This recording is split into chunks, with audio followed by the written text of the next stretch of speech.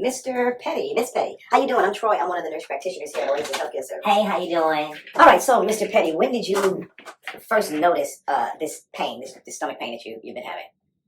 Well, I think he had noticed this maybe about 3 or 4 days ago, really. Yeah, it's been about 3 or 4 days. Let me ask you this. Have you been having anything like diarrhea, any constipation? Have you vomited, any nausea, anything like that? I don't really... He really hadn't had no nausea or nothing like that. At least not that he told me about. He hadn't had anything like that. No, I don't think he's been having any of that.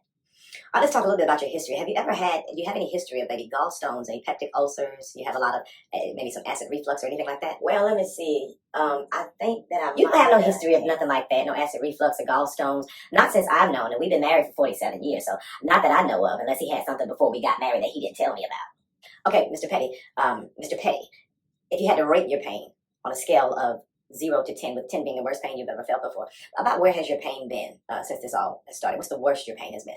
It's probably about... I would say his pain is probably about a 7. At the worst, maybe a 9. I would say, yeah. Wouldn't you? Yeah, it's been about a 9. About a 9. Okay, Mr. Petty, did you eat anything that you noticed? Maybe something different? Did you go out to a restaurant or anything like that before this pain started? The night it started, I had cooked. I believe I had cooked that night because we had some Salisbury steak. I made a little bit of rice.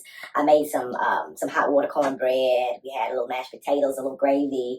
I think I did a sweet potato pie and some red velvet cake, and then we had a little bit of sweet tea. Okay, Mr. Petty,